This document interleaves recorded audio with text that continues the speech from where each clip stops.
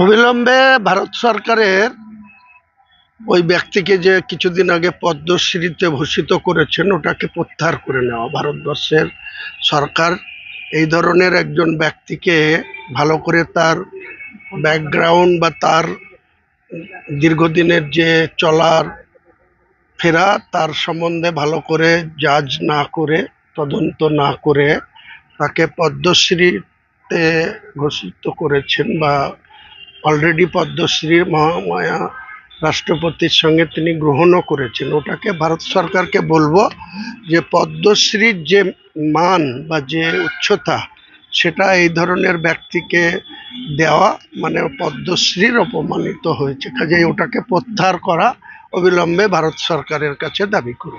বিজেপির পক্ষ থেকে বলছে এটা পরিকল্পিত চক্রান্ত করা হয়েছে এবং শাসক দলের পক্ষ থেকে চক্রান্ত করা হয়েছে। শাসক দলের এখানে কোনো ভূমিকাই নেই। যে মহিলা 13 সালের ঘটনা, 2013 সালের ঘটনা, সেই মহিলার সঙ্গে উনি যদি পরিচিত না থাকতেন বা যদি কোনো সম্পর্ক না থাকতো তাহলে সরাসরি উনি নিজেই এটাকে নিয়ে ওপেন ফোরামে বলতে পারতেন যে তার কেউ চক্রান্ত করে তার সম্মানহানি করার চেষ্টা করছে, তিনি কোর্টে যেতে পারেন। যে সমস্ত মিডিয়াতে এটা প্রকাশ হয়েছে সেই মিডিয়ার কর্তৃপক্ষকেও নোটিশ দিতে পারতেন বা সরাসরি যে মহিলা তার বিরুদ্ধে এই মারাত্মক অভিযোগটা এনেছে তার নবগ্রাম থানাতে তার বিরুদ্ধে লিখিতভাবে এফআইআর হয়েছে। কাজেই তিনার যদি সৎসাহস থাকে, আমার বিরুদ্ধে যদি কেউ এই ধরনের অভিযোগ আনে, আমি সরাসরি তো সেটা তার বিরুদ্ধে মানহানিকর মামলায় যাব এবং তাকে উপযুক্ত নোটিশ সার্ভ করব এবং তার তথ্য প্রমাণ জোগাড় করে সেটাকে ফেস করতে বাধ্য হব।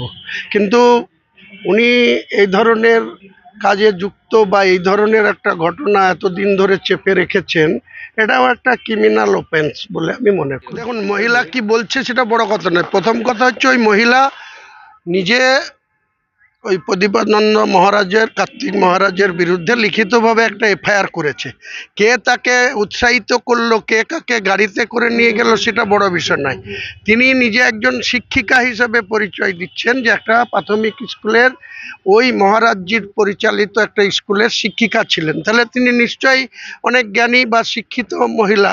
তো সেই মহিলা যখন কার্তিক মহারাজের বিরুদ্ধে সরাসরি এই অভিযোগ করছেন, আমি আগেই বললাম, আবার বলছি রিপিট করে, যে ভারত সরকারের অবিলম্বে এই কার্তিক মহারাজকে যে পদ্মশ্রী দিয়েছেন সেই পদ্মশ্রীটা অবিলম্বে প্রত্যাহার করা উচিত, তাকে কেড়ে নেওয়া উচিত।